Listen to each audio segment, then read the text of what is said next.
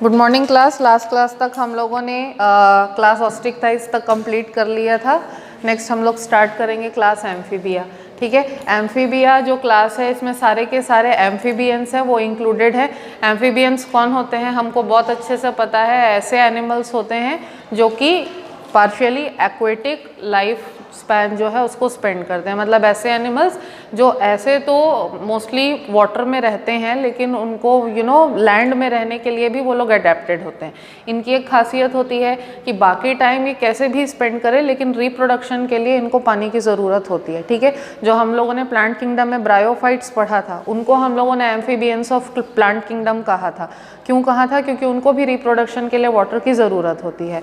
तो similarly animal kingdom में जो एम्फीबियंस होते हैं बाकी लाइफ स्पैन जो है वो अपना लैंड पे ज़रूर बिताएंगे लेकिन एक्सक्लूसिवली रिप्रोडक्शन के लिए उनको पानी की ज़रूरत पड़ती है। ठीक है, अब एम्फीबियंस जो हैं ऐसे फर्स्ट वर्टिब्रेट्स है जो कि टेरेस्ट्रियल लाइफस्टाइल के लिए अपने आप को अडेप्ट कर चुके हैं। ठीक है, इनके कुछ कैरेक्टरिस्टिक्स के बारे में अगर हम लोग बात करें तो इनका जो पूरा लाइफ स्पैन है या इनका ड्यूरेशन जो है ये दो स्टेजेस में डिवाइडेड होता है।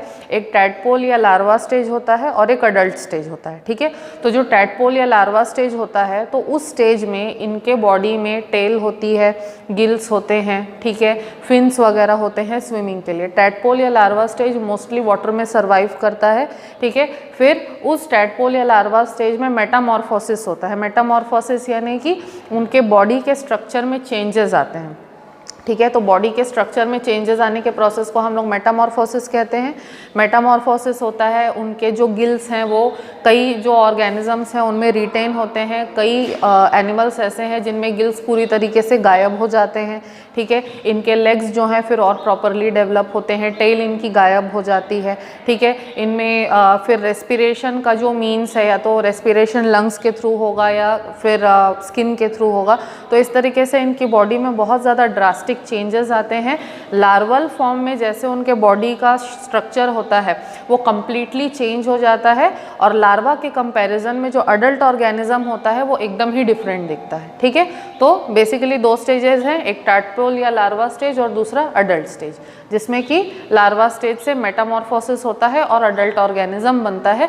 मोस्टली अडल्ट ऑर्गेनिज्म जो है वो टेरेस्ट्रियल लाइफस्टाइल में रहेगा और सिर्फ रिप्रोडक्शन के लिए वाटर में वो जाता है। ठीक है, अब इनके जनरल कैरेक्टरिस्टिक्स के बारे में हम लोग बात करते हैं। इनका हैबिट और हैबिटेट ऐसा होता है कि मोस्टली ये टेरेस्ट्रियल होते हैं, सिर्फ रिप्रोडक्शन के लिए वाटर में जाते हैं और वो भी ऐसा नहीं है कि हमेशा एकदम गहरे पानी में तैरते रहेंगे या डूबे रहेंगे, इस टाइप का नहीं। ठीक है, या तो रिप्रोडक्शन के लिए जाते हैं या फिर कुछ लिमिटेड समय के लिए जाते हैं। इनमें से कोई सा भी मेंबर मराइन वाटर में यानी कि सॉल्ट वाटर में नहीं रहता, सारे के सारे फ्रेश वाटर की लाइफस्टाइल को ही अडेप्टेड होते हैं। ठीक है, तो मराइन एम्फीबियन आपको कहीं भी देखने के लिए नहीं मिलेगा। ठीक है, इसके बाद बॉडी फॉर्म के बारे में अगर हम लोग बात करें तो बॉडी वेल डेवलप्ड होती है। कई ऑर्गेनिजम्स हैं उनकी बॉडी को हम लोग हेड, ट्रंक और टेल में डिफरेंशिएट कर सकते हैं। कुछ ऑर्गेनिजम्स ऐसे हैं जिनमें कि डायरेक्टली हेड और ट्रंक होता है, टेल नहीं होता है। जैसे कि अगर हम लोग फ्रॉग का एग्जांपल लें तो फ्रॉग में हेड और ट्रंक रहेगा, उसमें टेल नहीं रहेगा। ठीक है, लेकिन अगेन जैसे सैलामेंडर होता है, ठीक है, सैलामेंडर जो है उसमें हेड होता है, ट्रंक होता है, टेल होता है। तो ये थोड़ा सा हमको डिफ्रेंसिएशन यहाँ पर देखने के लिए मिलेगा। आइदर हेड और ट्रंक और हेड, ट्रंक और टेल तीनों में डिफरेंशिएटेड रहती है बॉडी और बॉडी काफ़ी वेल डेवलप्ड होती है। ठीक है, इसके बाद इनके अपेंडेजेस के बारे में बात करें तो इनके फोर लिम्स और इनके हिंड लिम्स, ठीक है, दोनों जो है अच्छे तरीके से डेवलप्ड होते हैं। मतलब कि टोटल 2 पेयर ऑफ लिम्स होते हैं। ठीक है, 2 फोर लिम्स होते हैं और 2 हिंड लिम्स होते हैं जो पीछे की तरफ रहते हैं। ठीक है, अब इनके जो लिम्स हैं हमारे जैसे फिंगर्स हैं उनके भी फिंगर्स रहते हैं। ठीक है, जो 4 लिम्स होते हैं सामने की तरफ के जो लिम्स होते हैं, ठीक है, उसमें 5 फिंगर्स होती हैं। ठीक है, मोस्टली ये जो फिंगर्स हैं वेब्ड हो सकती है। जैसे फ्रॉग होता है, ठीक है, फ्रॉग का जो सामने के जो 2 पैर होते हैं उसमें 5 फिंगर्स होती हैं लेकिन 5 फिंगर्स के बीच में ना इस तरीके से ना क्या कहना चाहिए, स्किन का एक पतला सा लेयर प्रेजेंट रहता है जो उनको वेब्ड अपीयरेंस जो है प्रोवाइड करता है। ठीक है, और पीछे के जो पैर होते हैं इनके हिंड लिम्स जो होते हैं उसमें 4 फिंगर्स होते हैं। मोस्टली जो हिंड लिम्स होते हैं ठीक है, ये एम्फीबियंस को जंप करने में, ठीक है, या क्या कहना चाहिए कि एक जगह से दूसरी जगह मूव करने के लिए धक्का प्रोवाइड करने में मोस्टली इनको हेल्प करते हैं। ठीक है, इसके बाद स्किन के बारे में हम लोग बात करें तो स्किन जो है स्मूथ भी हो सकती है और उसका जो है अनइवन या क्या कहना चाहिए कुछ रफ सा अपीयरेंस भी हो सकता है। जैसे कि ट्री फ्रॉग्स जो होते हैं, ठीक है, ट्री फ्रॉग्स और सैलामेंडर की जो स्किन होती है वो एकदम स्मूथ होती है। ठीक है, नॉर्मल जो फ्रॉग्स होते हैं, ठीक है, जो ग्रीन कलर के होते हैं उनकी भी स्किन स्मूथ होती है। लेकिन टोड्स आपने कभी ना कभी देखा होगा, जो इतने बड़े बड़े मेंढक होते हैं, ठीक है, टोड्स जो होते हैं उनकी स्किन काफ़ी रफ होती है क्योंकि उनके स्किन के ऊपर टॉक्सिन रिलीज करने वाले ग्लैंड्स होते हैं जो कि उनकी स्किन को एक हार्ड और रफ अपीयरेंस जो है प्रोवाइड करते हैं। ठीक है, अदरवाइज स्किन का मोस्टली काम क्या होता है, जब ये टेरेस्ट्रियल लैंड पे रहते हैं, मतलब टेरेस्ट्रियल लाइफस्टाइल को फॉलो कर रहे होते हैं, लैंड पर रहते हैं, तब स्किन जो है इनको रेस्पिरेशन में हेल्प करती है। ठीक है, अदरवाइज स्किन जो है इनकी चाहे पानी में रहें चाहे बाहर रहें, इनकी स्किन जो है बहुत स्लाइमी होती है, बहुत फिसलने वाली होती है क्योंकि इसके स्किन में म्यूकस के ग्लैंड्स भी होते हैं। ठीक है, म्यूकस के ग्लैंड्स जो है कंटिन्यूसली म्यूकस प्रोड्यूस करते हैं सो दैट इनकी स्किन सूख ना जाए, क्योंकि स्किन जो है इनका रेस्पिरेटरी सरफेस के जैसे एक्ट करता है। तो अगर स्किन सूख जाएगी तो एक्सचेंज ऑफ गैसेस प्रॉपर नहीं हो पाएगा। तो स्किन में मॉइस्चर मेंटेन करने का काम जो है म्यूकस ग्लैंड्स हैं वो करते हैं। ठीक है, नेक्स्ट हम लोग आते हैं डाइजेस्टिव सिस्टम पे। डाइजेस्टिव सिस्टम इनका कंप्लीट होता है, इनके टीथ होते हैं। ठीक है, जो हम लोगों ने मेरे ख्याल से डाइजेशन वाले चैप्टर में हम लोगों ने पढ़ा था कि जैसे हम लोग का थेकोडोंट और हेट्रोडोंट है। ठीक है, तो इनमें हेट्रोडोंट मतलब 4 टाइप्स ऑफ टीथ तो नहीं होते, लेकिन इनके जो टीथ होते हैं दे आर एक्रोडोंट, मतलब कि जैसे हमारे टीथ जो हैं वो जबड़े में धसे हुए हैं। ठीक है, इनकी जो टीथ है वो जबड़े में नहीं धसे रहते, डायरेक्टली बोन से कनेक्टेड होते हैं इनके टीथ। तो एक बार अगर इनके टीथ जो हैं टूट जाएं, ठीक है, तो उनका दोबारा से ग्रो हो पाना मुश्किल होता है। ठीक है, उसके अलावा अगर डाइजेस्टिव सिस्टम का एक और जो कॉन्सेप्ट है वो मैं आपको बता दूं, इनका जो एलिमेंट्री कैनाल है, इनका यूरिनरी सिस्टम और इनका जो रिप्रोडक्टिव सिस्टम है, तीनों के तीनों एक दूसरे से एसोसिएटेड होते हैं और एक ही सैक में ओपन होते हैं जिसको कहते हैं क्लोआका। ठीक है, क्लोआका नाम का एक सैक जो है इनकी बॉडी में रहता है। ठीक है, जो कि डाइजेस्टिव सिस्टम, यूरिनरी सिस्टम और रिप्रोडक्टिव सिस्टम तीनों के लिए कॉमन पैसेज के जैसे एक्ट करता है। ठीक है, अब ये जो सैक है इसकी एक ओपनिंग होती है जिसको कहते हैं क्लोएकल अपर्चर। ठीक है, ये क्लोएकल अपर्चर जो है ये हाइंड लिम्स के बीच में बॉडी के रियर साइड पे, पीछे की साइड पे ओपन होता है। ठीक है, तो डाइजेस्टिव वेस्ट जो है उसका भी रिमूवल क्लोएकल अपर्चर से होगा, जो यूरिनरी वेस्ट इनका निकलता है किडनी से वो भी क्लोएकल अपर्चर से निकलेगा और रिप्रोडक्शन जो है वो भी क्लोएकल अपर्चर से ही होगा इनका। तो तीनों के लिए कॉमन पैसेज है ये। ठीक है, सर्कुलेटरी सिस्टम के बारे में बात करें तो इनके पास एक हार्ट होता है, वेल डेवलप्ड हार्ट, जिसमें 3 चैम्बर होते हैं, 2 ऑरिकल होता है और एक वेंट्रिकल होता है। ठीक है, तो जो दोनों ऑरिकल हैं उसमें डीऑक्सीजनेटेड और ऑक्सीजनेटेड ब्लड जो है वो अलग अलग होते हैं, लेकिन जब वेंट्रिकल में जो ब्लड है दोनों ऑरिकल से जाएगा तो वहाँ पे डीऑक्सीजनेटेड और ऑक्सीजनेटेड ब्लड दोनों मिक्स हो जाता है। और वेंट्रिकल से जब बॉडी को सप्लाई होता है ना ब्लड, तो वो मिक्स्ड ब्लड सप्लाई होता है। ठीक है, तो इसकी वजह से इनमें जो रेट ऑफ रेस्पिरेशन है वो ज़्यादा होता है, क्योंकि मिक्स्ड ब्लड अगर सप्लाई हो रहा है यानी कि ऑक्सीजन का उसमें लेवल कम रहता है। ठीक है, ऑक्सीजन का लेवल कम रहने से इनको ज़्यादा ऑक्सीजन की रिक्वायरमेंट रहेगी, उसको फुलफिल करने के लिए इनके अंदर जो हार्ट बीट है वो भी फास्ट रहती है और रेट ऑफ रेस्पिरेशन जो है वो भी फास्ट रहता है, जस्ट बिकॉज मिक्स्ड ब्लड इनको सप्लाई होता है इसलिए। ठीक है, नेक्स्ट अगर हम लोग इनके नर्वस सिस्टम पे बात करें तो नर्वस सिस्टम प्रॉपर होता है, एक ब्रेन होता है, ब्रेन से नर्व्स जो हैं वो ओरिजिनेट होते हैं, 10 क्रेनियल नर्व्स निकलते हैं जो पूरी बॉडी में स्प्रेड होते हैं। ठीक है, सेंस ऑर्गन्स भी इनके अंदर रहते हैं, आइज़ होते हैं प्रॉपर, जिसमें आईलिड्स होता है, आइज़ जो है अलग अलग डायरेक्शन में मूव कर सकता है, स्किन जो है वो भी इनके लिए एक सेंस ऑर्गन के जैसे एक्ट करता है। उसके अलावा स्मेल जो है उसको भी डिटेक्ट करने के लिए इनके पास ऑल्फैक्टरी ग्लैंड्स होते हैं, लोब्स होते हैं, कान होते हैं इनके प्रॉपर, ठीक है। लेकिन कान का जैसे एक्सटर्नल स्ट्रक्चर हमारा दिखता है वैसे उनके कानों का एक्सटर्नल स्ट्रक्चर नहीं रहता। लेकिन हमारे कान में जैसे कान का पर्दा है, ईयर ड्रम्स हैं हमारे, वैसे इनके भी ईयर ड्रम्स रहते हैं, बस कान का एक्सटर्नल स्ट्रक्चर जो है वो उनमें कम्प्लीटली एब्सेंट रहता है। बस इस एक्सटर्नल स्ट्रक्चर की जगह ऐसे होल रहता है, ठीक है। और बाकी का बाहर का कुछ भी इनका नहीं रहेगा कान का पार्ट, ठीक है। इसके बाद नेक्स्ट हम लोग आते हैं इनके एक्सक्रीटरी सिस्टम पे। Excretory system proper well developed रहता है, यूरिनरी ब्लैडर रहता है और इनका जो एक्सक्रीटरी वेस्ट मटेरियल है वो बेसिकली यूरिया के फॉर्म में एलिमिनेट होता है इनकी बॉडी के बाहर, ठीक है। अगर इनके बॉडी टेम्परेचर के बारे में बात करें, कोल्ड ब्लडेड ऑर्गेनिजम्स होते हैं, ठीक है। और इनमें दो फिनोमिना हमको देखने के लिए मिलता है। एक फिनोमिना होता है एस्टिवेशन और एक फिनोमिना होता है हाइबरनेशन, ठीक है। एस्टिमेशन और हाइबरनेशन जो है ये दोनों सीज़न के हिसाब से होते हैं, ठीक है।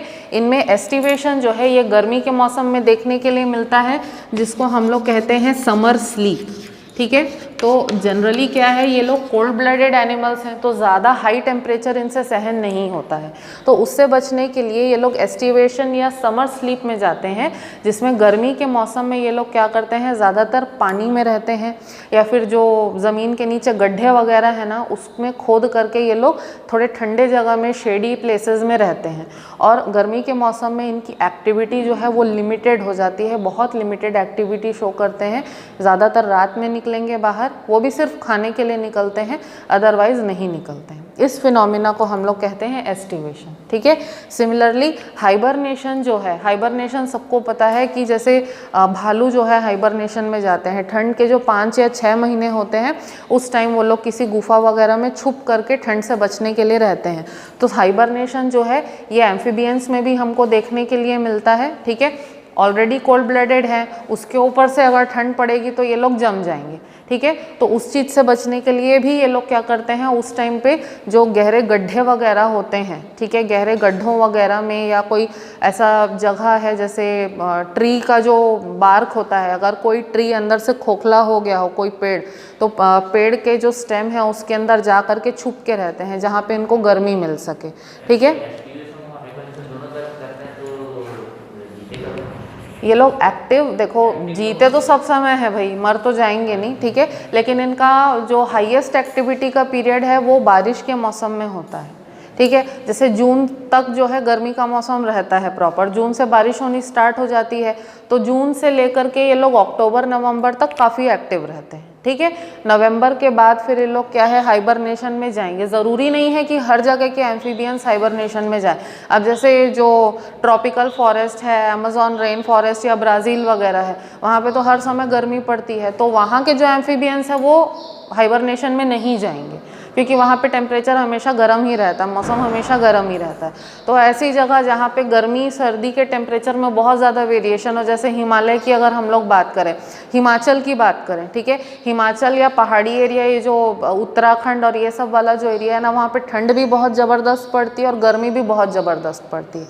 तो जब वहाँ पे गर्मी पड़ेगी तो वहाँ के एम्फीबियंस डेफिनेटली समर स्लीप में जाएंगे, ठीक है। और जब बहुत ज़्यादा ठंड पड़ेगी तब हाइबरनेशन में भी जाएंगे। तो जगह पे डिपेंड करता है कि कौन सा एम्फीबियन किस एरिया में या किस रीजन में रहता है, वहाँ हर जगह का टेम्परेचर में बहुत ज़्यादा वेरिएशन आता है, ठीक है। अब अगर तुम साउथ इंडिया की बात करो तो साउथ इंडिया में तो बिल्कुल ही ठंड नहीं पड़ती, ठीक है। वहाँ पे अगर तुम अभी ठंड के मौसम में टेम्परेचर देखोगे तो ज़्यादा से ज़्यादा 25 से 35 डिग्री के बीच में वहाँ का टेम्परेचर अभी भी होगा करेंटली। तो वहाँ के एम्फीबियंस में तुमको ये हाइबरनेशन वगैरह जो है देखने के लिए नहीं मिलेगा। हाँ, एस्टिवेशन देखने के लिए मिल सकता है, लेकिन हाइबरनेशन वहाँ के एम्फीबियंस में नहीं मिलेगा। तो जगह पे डिपेंड करता है कि दोनों फिनोमिना होंगे या दोनों में से कोई एक ही होगा, ठीक है। नेक्स्ट रिप्रोडक्टिव सिस्टम पे हम लोग आते हैं। इनका रिप्रोडक्टिव सिस्टम जो है वेल डेवलप्ड रहता है, ठीक है। यूनिसेक्सुअल होते हैं, मतलब मेल एनिमल अलग होगा, फीमेल एनिमल इनकी अलग होगी। रिप्रोडक्टिव ऑर्गन्स वेल डेवलप्ड होते हैं, ये लोग गैमीट्स का प्रोडक्शन करते हैं। लेकिन एक चीज़ है कि रिप्रोडक्शन जो है वो वाटर के अंदर ही होगा। मतलब कि क्या होता है, जैसे अगर हम लोग फ्रॉग्स का ही एग्जाम्पल ले, फीमेल फ्रॉग क्या करती है, पानी में जाती है, पानी में जा कर के अंडे दे देती है, ठीक है। अब अंडों के चारों तरफ ना म्यूकस का एक जेली के जैसा लेयर रहता है, उससे क्या होता है कि पानी के साथ साथ बह के अंडे नहीं निकल जाते, अंडे एक दूसरे से चिपके रहते हैं, ठीक है। अब ये म्यूकस क्या करता है, अंडों को पानी के एक्शन से बचा करके रखता है, एक साथ जोड़ के रखता है, ठीक है। अब फीमेल फ्रॉग ने जहाँ पर अंडे दिए होंगे, मेल फ्रॉग क्या करेगा, एग्जैक्टली वहीं पर उसी जगह पर जाएगा, उस जगह पे जा कर के वो अपने स्पर्म्स जो है उस म्यूकस के अंदर डिपॉजिट कर देता है, ठीक है। फिर जो मेल के स्पर्म्स हैं वो जा कर के एग को फर्टिलाइज करते हैं, एग जो है फिर उसमें से न्यू बॉर्न जो न्यू ऑर्गेनिजम्स हैं उनका डेवलपमेंट एग के अंदर होता है। और एक चीज़, ये लोग ओवोविविपेरस होते हैं। ओवोविविपेरस मतलब अंडे देंगे, अंडे से फिर यंग वन का डेवलपमेंट होगा, ठीक है। और यंग वन का डेवलपमेंट भी कैसे होगा, इनडायरेक्ट डेवलपमेंट होगा, मतलब यंग वन जो है वो एग को हैच करके बाहर निकलते हैं तो उससे लार्वा बनता है, ठीक है। लार्वा उसके अंदर मेटामॉर्फोसिस होगा, फिर मेटामॉर्फोसिस होकर के वो अडल्ट ऑर्गेनिज्म में कन्वर्ट होते हैं, ठीक है। तो इस तरीके से इनका जो रिप्रोडक्शन है एक्सटर्नल फर्टिलाइजेशन होता है और इनडायरेक्ट डेवलपमेंट होता है, और एक इंटरमीडिएट लार्वल स्टेज जो है यहाँ पर प्रेजेंट रहेगा। समझ आया निध्या को? पक्का?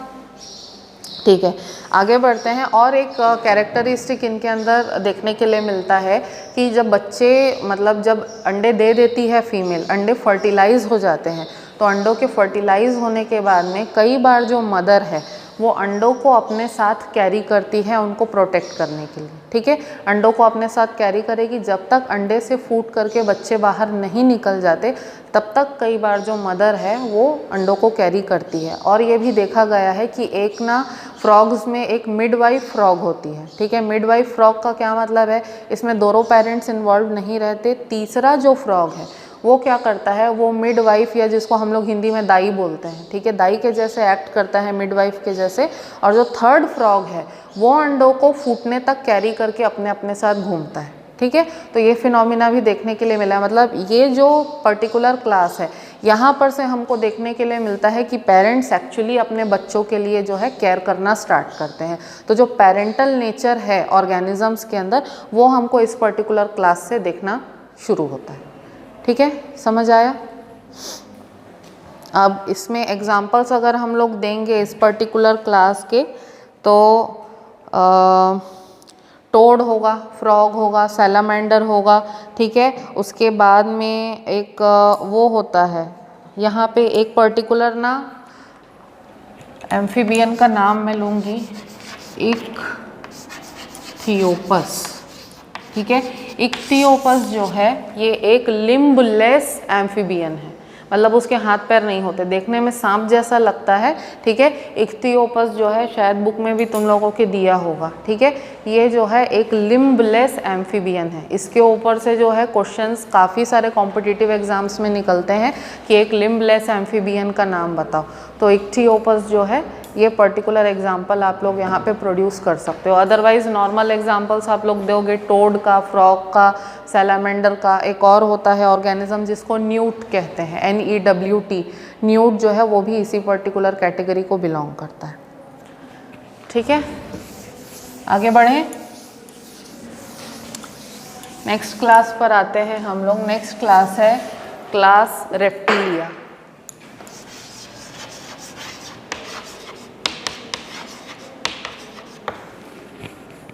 ठीक है।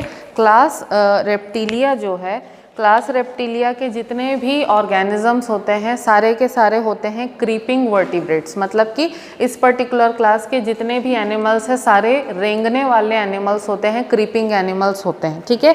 अब किंगडम रेप्टिलिया जो है ये क्लास रेप्टिलिया जो है काफ़ी बड़ा क्लास है, क्योंकि इसमें 6000 स्पीशीज़ ऑफ एनिमल्स जो हैं वो इंक्लूडेड हैं, ठीक है। जैसे इसमें हम लोग बहुत सारे डिफरेंट टाइप के रेप्टाइल्स को इंक्लूड कर सकते हैं, टॉर्टोइज, टर्टल, क्रोकोडाइल, उसके बाद एलिगेटर, ठीक है। नॉर्मल जो छिपकली है, स्नेक्स वगैरह हैं, वो सारे के सारे हम लोग क्लास रेप्टिलिया में इंक्लूड करेंगे, ठीक है। इनके कैरेक्टरिस्टिक्स के बारे में हम लोग बात करें, ठीक है। सबसे पहले हम लोग आते हैं हैबिट और हैबिटेट पे, ठीक है। ये पहला ऐसा क्लास है एनिमल्स का जो कि कम्प्लीटली टेरेस्ट्रियल हैबिटेट को अपने आप को एडजस्ट कर लेता है, ठीक है। तो they are completely terrestrial, they completely live on the land, ठीक है। कुछ समय के लिए पानी में रहते हैं, ठीक है, लेकिन पानी में जब रहेंगे तो शायद हंटिंग के लिए, खाना वगैरह ऑब्टेन करने के लिए ज़्यादातर जाते हैं। जैसे क्रोकोडाइल जो है पानी में तैरता है, घूमता है वगैरह वगैरह, लेकिन मोस्टली शिकार करने के लिए वो पानी में जाता है, ठीक है, अदरवाइज़ बाहर लैंड पे रहना प्रेफर करता है। उसके अलावा अगर स्नेक्स का एग्जांपल हम लोग ले तो काफ़ी सारे स्नेक्स हैं जो पानी में रहते हैं, ठीक है। पानी में रहने का भी मतलब क्या है कि वो लोग सिर्फ खाने के लिए ज़्यादातर पानी में रहते हैं, ठीक है। अदरवाइज़ जो मॉइस्ट एरिया होता है, जहाँ पे ज़्यादा मॉइस्चर होता है, गीला गीला जो एरिया होता है, ठीक है, ऐसे एरिया में ज़्यादातर ऐसे स्नेक्स जो हैं वो सर्वाइव करते हैं। अदरवाइज़ बहुत सारे स्नेक्स हैं जो कम्प्लीटली टेरेस्ट्रियल होते हैं और खाना भी वो लोग लैंड पे ही ऑब्टेन करते हैं, खाने के लिए भी पानी में नहीं जाते। तो बहुत वेरिएशन यहाँ पर भी देखने के लिए मिल जाएगा हमको, ठीक है। नेक्स्ट हम लोग बॉडी फॉर्म के बारे में बात करते हैं। बॉडी इनकी लंबी होती है, सिलेंड्रिकल होती है, छोटी भी हो सकती है और ब्रॉड भी हो सकती है, ठीक है। उसके अलावा इनकी बॉडी को हम लोग प्रॉपर हेड, नेक, ट्रंक और टेल में डिवाइड कर सकते हैं। एक प्रॉपर हेड रहेगा, नेक रहेगा, ट्रंक और टेल भी रहेगा, उसमें हम लोग इजीली हम लोग इसको डिवाइड कर सकते हैं। इनकी 1 पेयर ऑफ आइज़ मतलब कि 2 आइज़ रहेंगी, रहती है, टर्टल की भी रहती है, ठीक है। तो इनकी 2 आँखें रहेंगे, 2 नॉस्ट्रल्स रहेंगे, इनके 2 कान भी रहते हैं। ऑब्वियसली कान का जो एक्सटर्नल स्ट्रक्चर, ये ईयर पिन्ना जो है, ठीक है, ये उनका नहीं रहता, लेकिन ईयर जहाँ पर प्रेजेंट रहता है वहाँ पे 2 होल्स इनके डेफिनेटली प्रेजेंट रहेंगे, ठीक है। उसके बाद अपेंडेजेस के बारे में अगर हम लोग बात करें तो इनमें भी 2 pairs of appendages, hind limb और फोर लिम्ब दोनों जो है प्रेजेंट रहते हैं, ठीक है। इसके बाद इनके जो लिम्ब्स है पेंटाडैक्टाइल रहते हैं, मतलब कि हर लिम्ब में, चाहे सामने के पैर हों चाहे पीछे के पैर हों, 5 फिंगर्स इनमें डेफिनेटली प्रेजेंट रहते हैं, ठीक है। इसके बाद में इनके जो लिम्ब्स होते हैं, लिम्ब्स में इनके हमको जो नाखून है, नाखून भी दिखेंगे, ठीक है। नाखून जो इनके होते हैं काफ़ी हार्ड, काफ़ी लंबे रहते हैं और ऐसे कर्व और पॉइंटेड रहते हैं, क्लॉज के फॉर्म में रहते हैं, जो कि इनको किसी भी चीज़ पे ग्रिप बना करके रखने में हेल्प करते हैं। जैसे अगर आप लोग छिपकली को भी अगर क्लोजली ऑब्जर्व किए, ठीक है, ऐसे तो कोई करेगा नहीं, लेकिन अगर छिपकली को भी क्लोजली ऑब्जर्व किए तो छिपकली जो है उसके भी क्लॉज हैं जो कि उसको दीवार से अटैच होकर के रखने में हेल्प करता है, ठीक है। तो क्लॉज जो है वो आपको हर पर्टिकुलर रेप्टाइल के अंदर देखने के लिए मिलेगा। स्नेक में रहता है, उसके तो लिम्स ही नहीं रहते, उसके तो लिम्स ही नहीं रहते, तो उसके क्लॉज कहाँ से आएंगे, ठीक है। तो यहाँ पे अपेंडेजेस के मामले में स्नेक जो है एक्सेप्शन है, स्नेक्स में लिम्स नहीं रहते तो क्लॉज भी नहीं रहेंगे, ठीक है। स्किन पे अगर हम लोग आए तो रेप्टाइल्स की जो स्किन होती है ड्राई होती है, कोई ग्लैंड इनकी स्किन के ऊपर प्रेजेंट नहीं रहता है, ठीक है। उसके अलावा इनका जो एक्सोस्केलेटन है, ठीक है, बोनी एक्सोस्केलेटन रहता है, ठीक है, जिसमें कि एपिडर्मिस रहता है और एपिडर्मिस जो है काफ़ी हार्ड होता है, ठीक है। तो हार्ड एपिडर्मिस जो है, क्योंकि ये क्रॉल करते हैं तो फ्रिक्शन होगा, फ्रिक्शन से होने वाले नुकसान से बेसिकली इनका जो हार्ड एपिडर्मिस है इनको प्रोटेक्ट करके रखता है, ठीक है। उसके अलावा अगर स्नेक्स के बारे में बात करें, क्योंकि स्नेक्स हर जगह एक्सेप्शन के फॉर्म में इमर्ज होते हैं, स्नेक्स जो हैं उनका भी जो स्किन होता है, ठीक है, उसमें भी हमको स्केल्स के जैसा स्ट्रक्चर जो है वो दिखता है, हालांकि वो प्रॉपर स्केल्स नहीं होते। जैसे फिश का जो स्केल होता है और स्नेक का जो स्केल होता है उसमें काफ़ी डिफरेंस है, ठीक है। तो स्नेक्स का जो स्केली स्किन होता है वो हार्ड एपिडर्मिस के वजह से ही होता है, ठीक है, और स्केल्स जो उनके जो स्किन होता है स्नेक का, उसमें रेगुलर शेडिंग होती है, मतलब उनका जो एपिडर्मिस है जब सूख जाता है, पुराना हो जाता है, तो हम लोग बोलते हैं ना स्नेक्स अपनी केचुली छोड़ते हैं, ठीक है, मतलब उनका जो डेड एपिडर्मिस है उसको चेंज कर देता है स्किन, और डेड एपिडर्मिस को अपनी बॉडी से हटा करके रिमूव कर देगा, उसकी जगह दूसरी एपिडर्मिस जो है ले लेती है। मतलब पुरानी एपिडर्मिस अगर फ्रिक्शन के वजह से ख़राब हो जाती है तो स्नेक उसको हटा करके, पुराने एपिडर्मिस को हटा करके नया एपिडर्मिस जो है उसकी जगह रिप्लेस कर लेता है। तो ये एक्सेप्शन जो है अगेन हमको स्नेक में देखने के लिए मिलेगा, ठीक है। अब इनके डाइजेस्टिव सिस्टम के बारे में बात करें, डाइजेस्टिव सिस्टम कंप्लीट होता है, माउथ इनका लार्ज होता है, इनके भी एक्रोडोंट होते हैं, मतलब कि टीथ जो है वो डायरेक्टली स्कल का जो बोन है, ठीक है, उससे जुड़े हुए रहते हैं। तो अगर एक बार टीथ इनके लॉस्ट हो गए तो दोबारा से नया टीथ आने का चांस नहीं होता। जैसे स्नेक है, स्नेक का ही जो दांत है जो जिससे वो जहर फेंकता है बाहर निकालता है, तो वो दांत अगर उसके आप तोड़ दो तो वो दांत दोबारा उसके उगेंगे नहीं, बिकॉज वो एक्रोडोंट है और वो बोन से जुड़ा हुआ रहता है, ठीक है। नेक्स्ट इनका जो जॉ है वो काफ़ी बड़ा खुल सकता है, सो दैट ये लोग किसी भी प्रे को, इनका जो कोई भी शिकार होगा, ठीक है, अपने माउथ को काफ़ी बड़ा खोल सकते हैं और अपने माउथ को खोल करके कोई भी जो इनका शिकार है उसको इजीली ये खा सकते हैं, कंज्यूम कर सकते हैं। जैसे स्नेक का हेड देखने में कितना छोटा लगता है, लेकिन बड़े बड़े चूहे और मेंढक को भी वो निगल जाता है ईजिली। या अजगर की हम लोग बात करें, अजगर का सर देखने में इतना बड़ा रहेगा ज़रूर, लेकिन बड़े बड़े भेड़ बकरी को भी वो खा लेता है। तो इनका जॉ जो है उसका एंगल बहुत बड़ा होता है, तो बहुत बड़ा मुंह खोल सकते हैं और ये किसी भी प्रे को इजीली कंज्यूम कर सकते हैं, ठीक है। नेक्स्ट रेस्पिरेटरी ऑर्गन्स के बारे में बात करें तो इनके बॉडी में वेल डेवलप्ड लंग्स होते हैं जो कि इनको रेस्पायर करने में हेल्प करते हैं। सर्कुलेटरी सिस्टम के बारे में बात करें तो इनके में भी 3 चेम्बर्ड हार्ट होता है, 2 ऑरिकल और 1 वेंट्रिकल, और मिक्स्ड ब्लड जो है वही इनकी बॉडी में पंप होता है, इसीलिए रेट ऑफ रेस्पिरेशन और हार्ट बीट जो है इनकी फास्ट होती है, ठीक है। नेक्स्ट हम लोग आते हैं स्कल पे, ठीक है। स्कल जो है उसमें एक कंप्लीट स्कल होता है, मतलब कोई भी जॉइंट्स वगैरह नहीं होते, एक ही स्कल रहेगा, वो भी पूरा कंप्लीट, बीच में कोई जॉइंट्स वगैरह नहीं रहते, तो पूरा कंटिन्यूअस रहता है इनका स्कल, ठीक है। नेक्स्ट नर्वस सिस्टम पे आते हैं तो प्रॉपर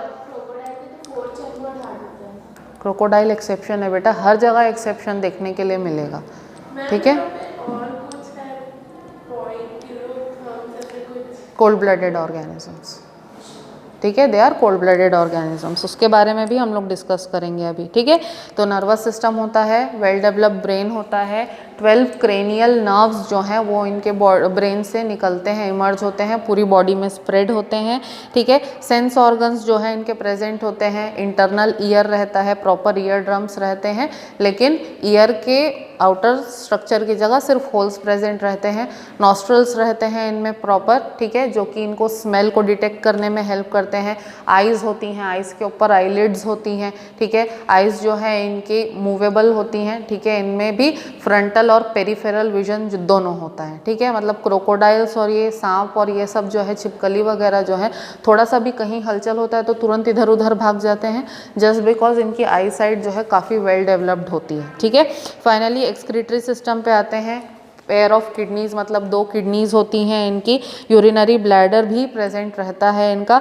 वेस्ट जो है इनके बॉडी से निकलता है यूरिक एसिड के फॉर्म में, ठीक है। अभी तक हम लोग क्या देख रहे थे, यूरिया के फॉर्म में रिमूव हो रहा था वेस्ट मटेरियल, इसके आगे के क्लासेस में, ठीक है। अब जो है इस पर्टिकुलर क्लास से हमको यूरिक एसिड जो है वो देखने के लिए मिलेगा एज अ वेस्ट मटेरियल। और फाइनली जब हम लोग मैमल्स में आएंगे, ठीक है, मैमल्स में जो वेस्ट मटेरियल है वो अमोनिया के फॉर्म में रिमूव होता है, ठीक है।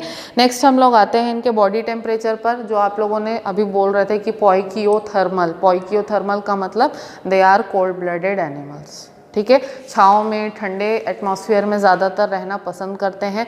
जब बहुत ज़्यादा गर्मी का मौसम पड़ता है, गर्मी का मौसम पड़ने पर ये ज़्यादातर किसी गुफा उफा में, गड्ढे के अंदर या ज़्यादातर पानी में रहना पसंद करेंगे। जैसे क्रोकोडाइल का एग्जांपल हम लोग ले रहे थे ना, गर्मी के मौसम में क्रोकोडाइल ज़्यादातर पानी के अंदर रहेगा और रात को ही पानी के बाहर निकलता है। और उल्टा होता है, जब ठंड का मौसम होता है तो क्रोकोडाइल पानी में कम और ज़मीन पे ज़्यादा रहता है, और क्रोकोडाइल क्या करता है ठंड के मौसम में हमेशा अपना मुंह खोल करके सोता है। तो उससे क्या होता है, उनको ज़्यादा जो हीट है वो गेन करने में हेल्प करती है, तो उनका बॉडी टेम्परेचर जो है उससे मेंटेन होता है, ठीक है। नेक्स्ट हम लोग रिप्रोडक्टिव सिस्टम पर आते हैं। यूनिसेक्सुअल ऑर्गेनिजम्स होते हैं ये, ठीक है, लेकिन सेक्सुअल डायमॉर्फिज्म इनमें बहुत ज़्यादा नहीं होगा। मतलब मेल और फीमेल के अंदर सिर्फ आप रिप्रोडक्टिव ऑर्गन को देख करके ही डिफ्रेंशिएट कर पाओगे, ऐसे बॉडी स्ट्रक्चर को देख करके डिफ्रेंशिएट नहीं कर पाओगे। तो सेक्सुअल डायमॉर्फिज्म बहुत मिनिमम होता है इनके अंदर, ठीक है। इनके जो ऑर्गेनिजम्स होते हैं ये सारे मोस्टली ओवीपेरस होते हैं, एग लेइंग होते हैं। कुछ जो हैं वो ओवोविविपेरस भी हो सकते हैं, ठीक है। सिर्फ सेलेक्टेड एनिमल्स जो हैं वो ओवोविविपेरस हैं, बाकी मोस्टली के मोस्टली एग लेइंग होते हैं, चाहे क्रोकोडाइल हो या चाहे आपके टर्टल हो, टॉर्टॉइज हो या स्नेक्स हो या छिपकली वगैरह हो, मोस्टली सारे के सारे एग लेइंग होते हैं। डेवलपमेंट जो है इनमें डायरेक्ट है, मतलब कि यंग वन जो है उसमें कोई भी इंटरमीडिएट लार्वल स्टेज नहीं होता। यंग वन जो है वो अपने पेरेंट्स को रिजेंबल करता है फॉर्म में और स्ट्रक्चर में, बस डिफरेंस क्या रहता है, यंग वन का साइज़ छोटा रहता है, जैसे जैसे वो बड़ा होगा तो अपने पेरेंट्स के जैसे उसका भी साइज़ बड़ा होते जाएगा, इंक्रीज होते जाएगा, ठीक है। लास्टली एग्जांपल्स के बारे में, अभी तक मैंने बहुत सारे एग्जांपल्स दे दिए हैं, टर्टल, टॉर्टॉइज, जितने भी स्नेक्स हैं, ठीक है। उसके अलावा जो आपके क्रोकोडाइल हो गया, एलिगेटर वगैरह हो गया, ठीक है, ये सारे के सारे इसी कैटेगरी को बिलोंग करेंगे। क्लियर? आगे का भी करना है कि उसको नेक्स्ट क्लास के लिए छोड़ें? टाइम है, आगे का कर लें? टाइम हो गया, चलो ठीक है, फिर आज यहीं कंक्लूड करते हैं। नेक्स्ट जो हमारी क्लास होगी उसमें हम लोग 2 क्लासेस को डिस्कस करेंगे, एव्स जो कि बर्ड्स का क्लास है, और मैमल्स यानी कि हम जो मैमल्स हैं हमारा क्लास जो है वो, ये 2 क्लासेस कंप्लीट करने के बाद में ये चैप्टर कंप्लीट, ठीक है।